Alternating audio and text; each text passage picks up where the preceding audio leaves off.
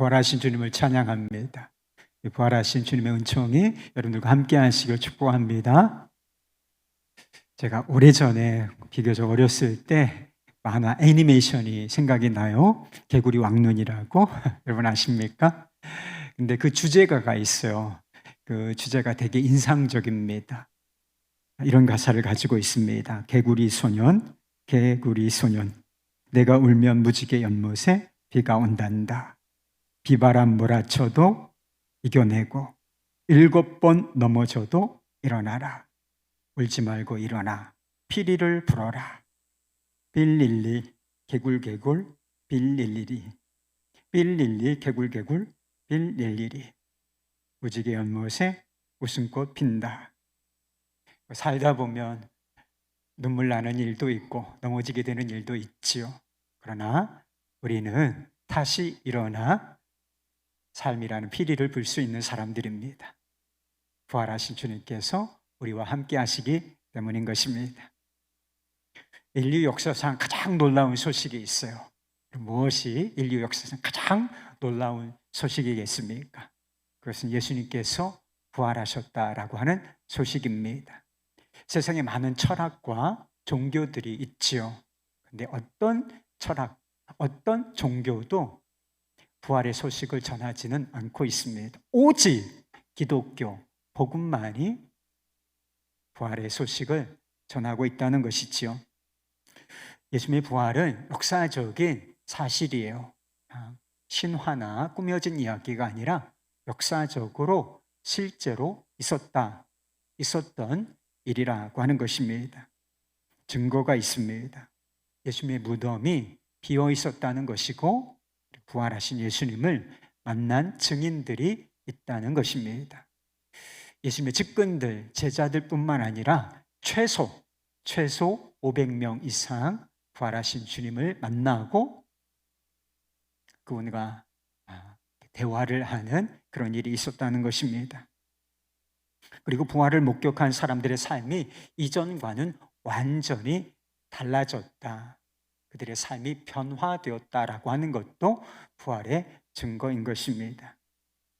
본문 말씀을 보면 예수님의 부활을 목격한 수많은 증인들 중에 첫 번째 증인이 나옵니다. 막달라 마리아라고 하는 여자입니다. 이 막달라라고 하는 것은 지역의 이름이에요. 그래서 막달라라고 하는 지역에서 태어난 여인이었습니다. 예수님께서 전에 7 귀신을 쫓아내 주었던 7 귀신들이었으니까 얼마나 삶이 고통스러웠겠습니까? 그 고통 가운데서 건져주신 일이 있었던 그런 여자였습니다. 보통 창녀라고 알려지기도 했는데 성경적인 근거가 없는 와전된 이야기일 뿐인 것입니다.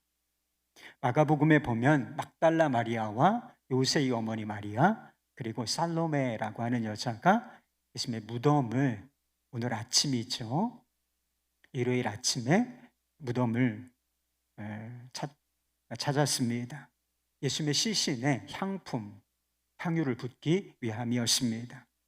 무덤 입구를 막고 있는 큰 돌이 있었기 때문에 그 당시 무덤의 구조가 깊은 굴을 파고 그 입구를 아주 큰 돌로 막아놓는 그런 형태였기 때문에 가녀린 3명의 여인의 힘으로는 그 돌을 굴려낼 수가 없었습니다. 그래서 우리를 위하여 누가 그 돌을 옮겨줄 수 있을까 이런 걱정만 하고 무덤을 찾았지만 무덤에 도착하자 이미 그 돌이 굴려져 있다라고 하는 사실을 발견하게 되었습니다.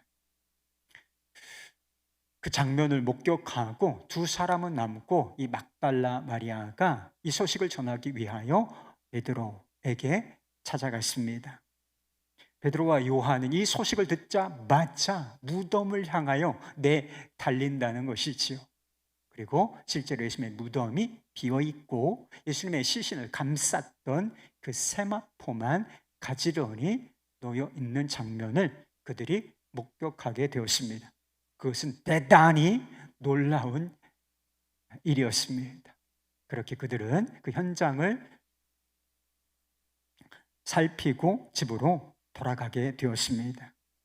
여자의 걸음이 좀 느리지요. 그리고 베드로와 요한이 막 내달린 거예요. 그래서 막달라 마리아가 뒤늦게 무덤에 도착하게 되었습니다. 그 여인은 울면서 무덤 안쪽을 바라보고 있었습니다. 그때 다른 마리아와 살로메가 보았던 것처럼 두 명의 천사, 두 명의 청년을 보게 되는 것입니다. 그 천사가 물어요. 여자여, 어찌하여 울고 있느냐? 여러분 왜 우십니까?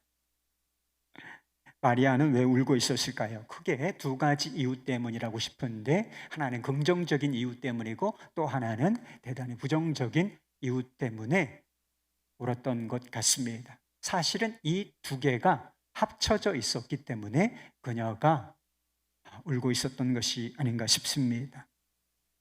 그녀가 울고 있었던 긍정적인 이유는 예수님에 대한 사랑 때문이었습니다. 예수님께서 7 귀신을 내쫓아 주신 이후에 그는 예수님을 따랐고 예수님을 사랑하는 여인이 되었습니다. 이 여인의 별명이 있는데 제자 중에 제자라고 하는 별명을 가지고 있습니다. 예수님의 12제자는 아니었지만 그 제자들보다 예수님을 더 깊이 사랑하는 여자였던 것입니다. 십자가를 지시고 죽음의 길을 가시는 예수님을 떠나지 않고 계속 그분의 길을 따랐던 것도, 그리고 일요일 아침에 무거운 마음을 가지고 예수님의 무덤을 찾았던 것도, 그리고 그 무덤 앞에서 펑펑 울고 있었던 것도 다 예수님에 대한 사랑 때문이었던 것입니다. 우리가 누군가 깊이 사랑할 때 빠지지 않는 것이 바로 눈물입니다. 누군가를 깊이 사랑하게 되면 울게 돼 있어요. 특별히 사랑하는 사람이 고통을 겪는 장면을 보고 있을 때 울 수밖에는 없다는 것이죠. 우리 눈에서 눈물이 말라 있다. 눈물이 말라 있다. 왜 그런 것일까? 우리 마음속에 사랑이 메말라 있기 때문인지도 모를 일인 것입니다. 마리아가 울었던 또 한 가지 이유는 죽음과 절망 때문이었습니다.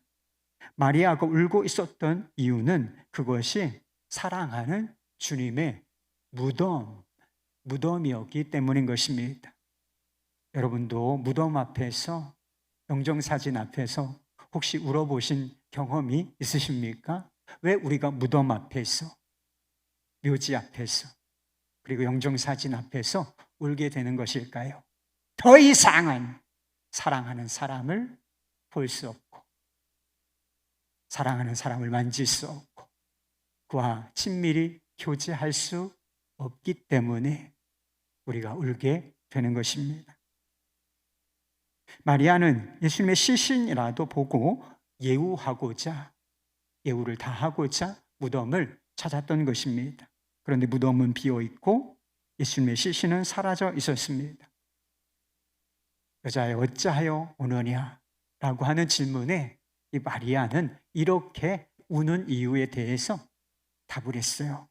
13절 후반부, 사람들이 내 주님을 옮겨다가 어디 두었는지 내가 알지 못함이니이다.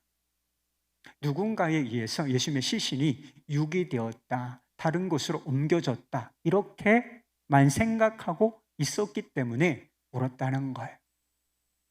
그녀는 자신이 마지막으로 할 수 있는 기회를 섬길 수 있는, 예수님을 섬길 수 있는 그 기회마저 잃어버렸다라고 하는 절망감에 울고 있었던 것입니다. 인생을 살면서 안타까운 일이지만 눈물은 필수인 것입니다. 우리 역시 마리아처럼 사랑하는 사람의, 그리고 사랑하는 것들의 죽음을 경험하게 되기 때문인 것입니다. 죽음으로 말미암아 더 이상은 어떤 기회를 가질 수 없다라고 하는 절망을 우리도 경험하게 되기 때문인 것입니다. 저도 몇 차례 사랑하는 사람의 죽음을 경험한 적이 있습니다. 그때 얼마나 울었는지 몰라요. 다른 사람들이 다 겪는 일이지만 이건 너무 이르잖아. 울었습니다. 그리고 언젠가는 저도 사랑하는 사람들로 하여금 그들의 눈에 눈물이 나도록 만들겠지요. 그것이 어쩔 수 없는 인생의 운명이라는 것입니다. 그런데 사랑하는 이의 죽음 때문에 절망하고 울고 있는 마리아에게 놀라운 반전이 일어난다는 것이죠. 부활하신 예수님께서 나타나셔서 말씀하시는 것.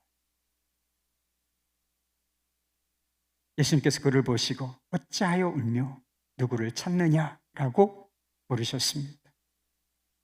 마리아는 예수님이 나타나셨는데도 예수님인 줄 알아보지 못하고 그저 동산지기, 묘지지기일 뿐인 줄 알았다는 것입니다. 예수님께서 변형되셨기 때문에 잘 알아볼 수가 없었던 것입니다.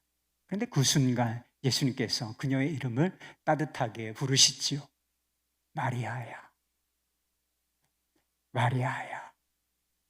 예전에 듣던 그 음성을 알아들었던 거예요. 그때 황홀한 기쁨으로 그녀가 대답을 합니다. 라보니여, 나의 주님이시여. 슬픔과 절망의 눈물이 기쁨의 눈물로 바뀌는 순간이었습니다. 여러분은 예수님의 부활하신 예수님을 믿으십니까? 그렇다면 여러분의 마음속에 기쁨도 있으신가요? 예수님께서 부활하신 것이 사실이라면 이것은 평범한 사건이 아닙니다. 이것은 엄청난 사건, 인류의 역사를 뒤집어내는 사건이 되는 것입니다. 죽은 사람이 실제로 가사 상태에 있다가 아니라 실제로 죽었던 사람이 살아난 역사가 인류 역사 가운데 어디 있습니까? 없지 않습니까? 그것은 세상의 운명이 뒤집어졌다는 뜻이고 죄와 죽음의 절망에 사로잡혀 있었던 우리의 운명이 뒤집어졌다라고 하는 뜻이 되는 것입니다. 어찌 부활하신 주님을 찬양하지 않을 수 있겠습니까? 우리가 그분을 믿는다면서 우리 마음속에 어찌 기쁨이 없을 수 있겠습니까? 우리의 삶에 기쁨이 없고 생기가 없는 것은 우리 마음속에 부활하신 주님이 계시지 않기 때문인 것입니다. 여전히 마리아처럼 주님을 믿는다고 하지만 부활하신 주님이 아니라 무덤에 누워 계신 주님, 그 정도로 알고 있기 때문에 우리의 마음의 기쁨이, 우리의 삶의 생기가 없는 것이다 하는 것입니다. 우리가 무엇을 하든지 부활하신 그리스도가 없다면 그것은 모조리 죽은 시체요, 그리고 굴러다니는 마른 뼈에 불과하다는 것입니다. 성경 지식이 많이 있습니까? 성경을 많이 압니까? 그러나 그의 마음속에 부활하신 주님이 계시지 않는다면 그 지식은 죽은 지식에 불과한 것입니다. 오늘도 우리가 예배를 드리고 있죠. 우리가 수없이 많은 예배를 드린다 할지라도 우리 마음 가운데, 우리 가운데, 이 예배 가운데 부활하신 주님이 계시지 않는다면 그것은 죽은 예배의 종교적인 의식에 불과할 뿐인 것입니다. 기도요? 기도를 많이 하시는 분들도 계시지요. 기도가 간절할 수가 있습니다. 정말 간절하게 기도할 수 있지만 그 기도 가운데 부활하신 주님이 계시지 않는다면 그것은 공허한 외침, 죽은 기도에 불과하다는 것입니다. 우리가 그리스도인인데 그리스도인으로서 그리스도인 다워지려면 부활의 능력이 우리 안에서 실제가 되어야 하는 것입니다. 우리 마음속에 부활하신 주님이 살아계셔야 한다는 것입니다. 실제로 주님은 살아계시지만 우리 마음속에서 믿음으로 말미암아 그 주님이 살아계셔야 한다는 것입니다. 예배가 예배되고 교회가 교회되기 위하여는 반드시 주님께서, 부활하신 주님께서 우리 가운데 계셔야 하는 것입니다. 부활에 대한 믿음은 우리의 삶에 기쁨과 생기를 가져다 줍니다. 침체되고 죽어있는 모든 것들에 부활의 능력이 생기를 풀어넣기 때문인 것입니다. 그렇다면 부활을 믿는 사람은 더 이상 슬퍼하거나 울지 않게 될까? 그렇습니까? 그렇지 않아요. 부활을 분명히 믿고 부활하신 주님을 분명히 의지하지만 그런 사람들 가운데에도 슬픔과 눈물이 있을 수 있는 것입니다. 그리스도인들도 여전히 울어야 할 때가 있는 법이라고 하는 것입니다.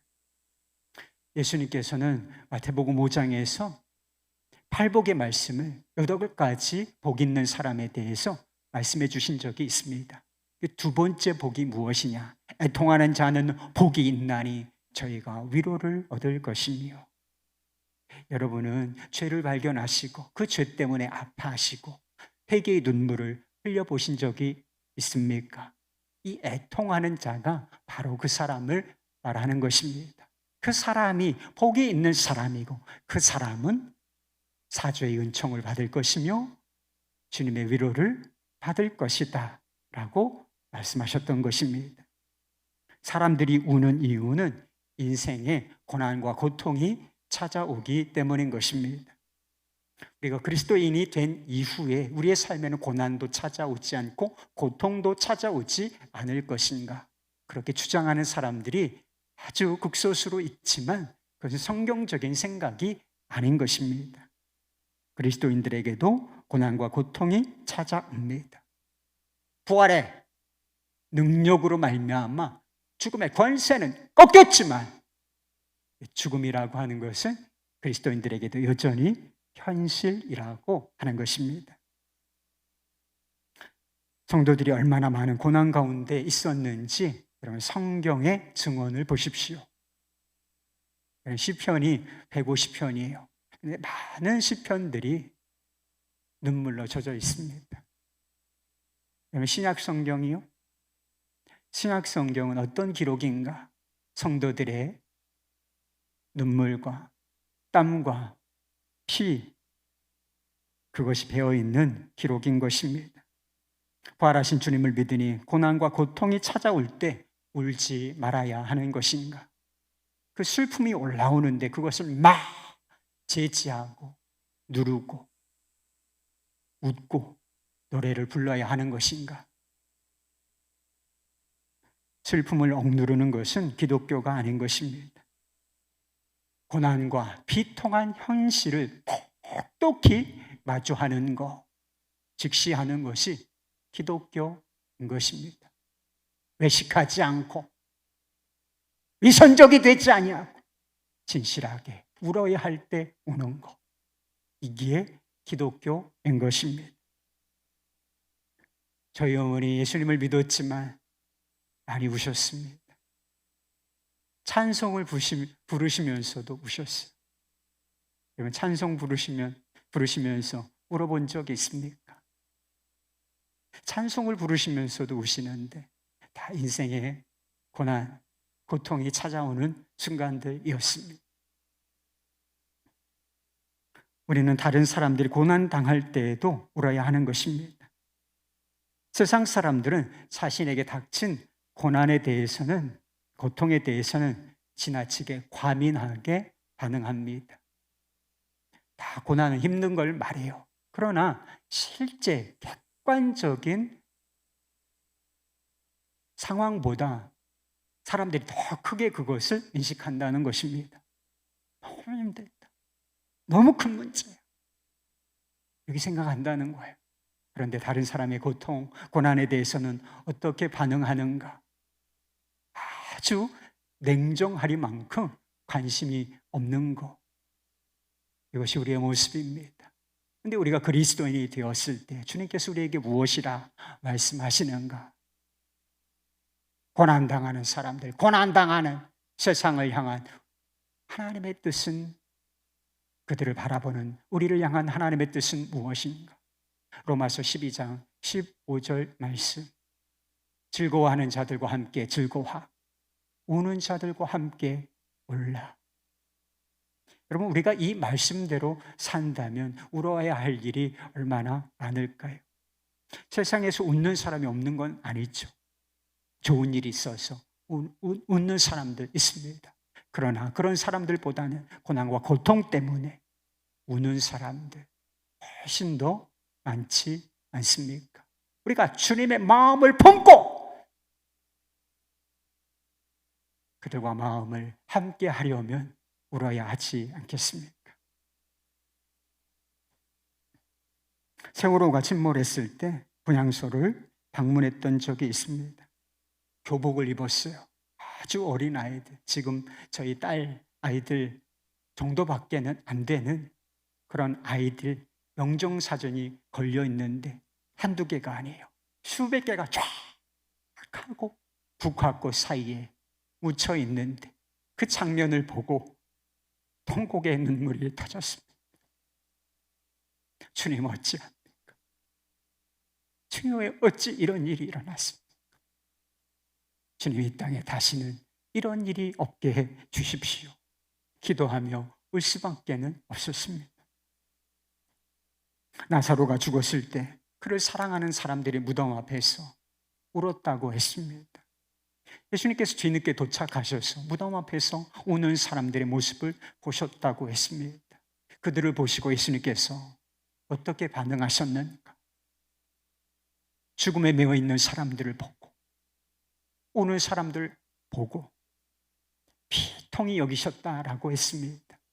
이 비통히 여기다 슬픔이 지나쳐서 극에 달해서 분노하셨다라고 하는 뜻입니다.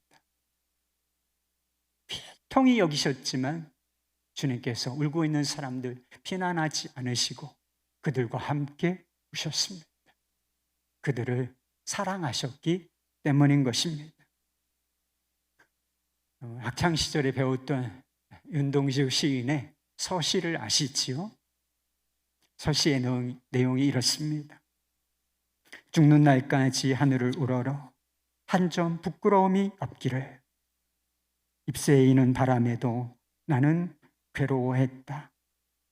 별을 노래하는 마음으로 모든 죽어가는 것들을 사랑해야지. 그리고 나한테 주어진 길을 걸어가야겠다. 오늘 밤에도 별이 바람에 스치 운다. 세상의 모든 것들이 죽어가고 있습니다, 여러분. 아직 팔팔하고 생기가 있고 살아있는 것처럼 보이지만 진리는 무엇인가? 다 죽어가고 있다는 것입니다. 태양이 빛나고 있죠. 영원히 꺼지지 않을 것 같습니까? 아니에요.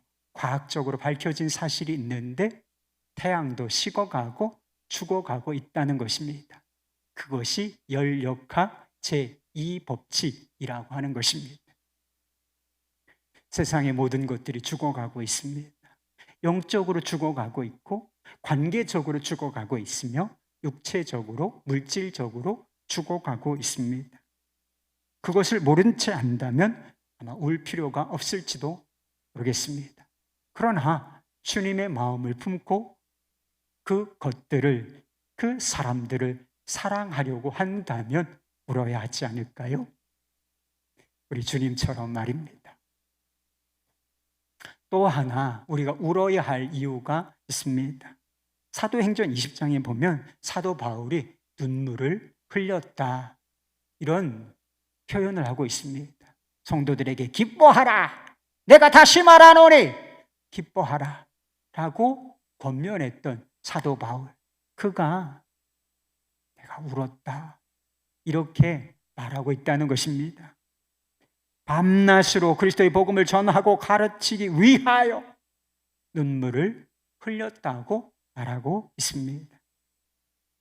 주님께서 자신에게 맡겨주신 그 사명 귀히 여기고 그 사명 감당하기 위하여 몸부림치면서 울었다는 걸 시편 기자가 말하고 있는 것처럼 울며 울며 복음이라는 씨앗을 그가 뿌렸다는 뜻인 것이지요.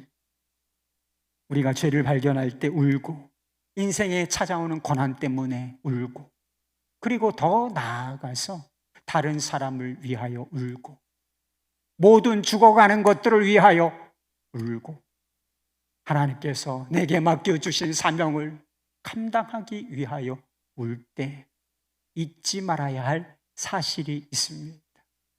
그 눈물에 빠지면 안 되는 게 있어요.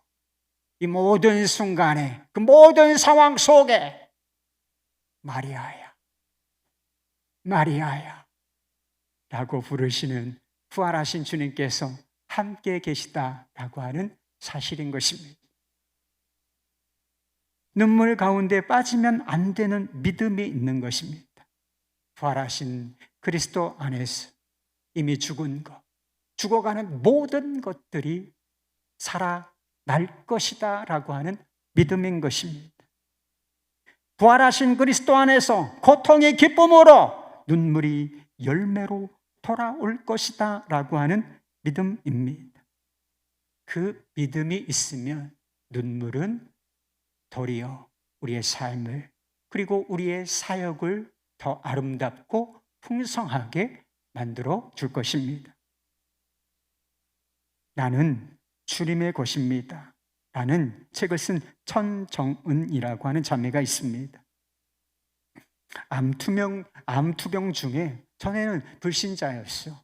암에 걸렸는데 투병 중에 부활하신 그리스도를 만나고 삶이 완전히 뒤집어진 자매입니다. 이번 금요 성령 집회에 오실 김상철 감독님이 부활, 그 증거라고 하는 영화를 만들었는데 그 영화에 부활의 증인으로 소개되고 있는 자매입니다. 그는 책에서 이렇게 썼습니다. 예수님과 처음 만났을 때의 충격을 잊을 수가 없다. 모든 선택과 판단을 내 생각대로 하며 살았는데 당연히 내 것인 줄만 알았던 몸과 마음이 내 것이 아니라 주인이 따로 있으며 그 주인이 예수님이심을 알았다. 또 그분 때문에 내 신분도 알게 되었다. 내가 가야 할 곳, 내 진짜 미래가 펼쳐질 곳도. 나를 오랫동안 짝사랑하며 애태우셨을 예수님에게 나도 푹 빠져 성경을 미친 듯이 읽었다. 내가 예수님은 제 주인이십니다 라고 고백하자마자 놀랍게도 성경이 세상에서 가장 읽기 쉬운 책이 되었다. 치유의 역사가 일어난 이후 예수님을 사랑하는 충성된 종으로 스스로를 바꾸어 나갔다. 주님을 배신하지 않고 그분이 믿을 만한 유일한 사람이 되고 싶었다. 그리고 영혼 구원을 이 땅에서의 내 새로운 목표로 삼았다. 사실 육체의 질병은 문제가 아니었다. 예수님을 대적하고 주인의 자리를 꿰차고 앉은 교만한 자가 진짜 암덩어리였다. 오히려 질병 때문에 영혼의 고질병을 발견했다. 내가 암에 걸리지 않았더라면 예수님을 만나려고 했을까? 절대 아니었겠구나. 천국이 있거나 말거나 관심이 없었겠지. 이제 보니 암은 내 인생의 최고의 선물이었어. 죽어야 진짜 삶이 시작되기에 죽음은 새 출발을 알리는 희망이구나. 하나님, 정말 감사합니다. 마음 깊은 곳에서부터 감사가 넘쳤다. 말할 때마다 눈물 나던 암은 더 이상 슬픈 단어가 아니었다. 암은 내게 선물이 되었고 죽음은 희망이 되었다. 주님과 동행하면서도 이해되지 않던 상황이 생기면 엎드리고 또 엎드렸다. 그러면 더 깊은 동행으로 이끄셨다. 내 마음은 예수님으로 가득 찼다. 기쁨이 넘치고 천국 갈 생각에 마냥 들뜬 나날이 이어졌다. 예수님을 주인으로 모시자 사소한 행동을 하거나 누군가를 만날 때도 꼭 여쭈었다. 저 이거 할까요? 저거 할까요?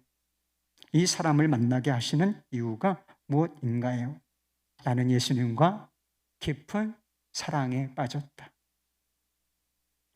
이 삶의 자매의 삶이 이렇게 뒤집어지는 그 정도는 완전히 다르게 변화된 이유가 무엇이겠습니까? 부활하신 주님께서 그의 주님이 되셨기 때문인 것입니다. 그리고 마음속 깊은 곳에서 그 부활하신 주님을 사랑하게 되었기 때문인 것입니다. 전도서에 나오는 말씀이 있어요. 3장 1절 4절 말씀. 범사에 기한이 있고 천하 만사가 다 때가 있나니 울 때가 있고 웃을 때가 있으며 슬퍼할 때가 있고 춤출 때가 있을 것이다. 우리가 이 세상에 사는 동안에 항상 이런 일이 있을 것입니다. 울어야 할 때가 있을 것이고 웃을 때가 있을 것입니다. 웃을 때가 있을 것이지만 또 울어야 할 때가 있을 것입니다. 이 세상에 사는 동안에는 항상 이것이 함께 있게 될 것입니다. 그러나 결국 우리는 웃고 노래하고 춤추게 될 것입니다. 부활하신 주님께서 우리의 주님이 되신다면 말입니다.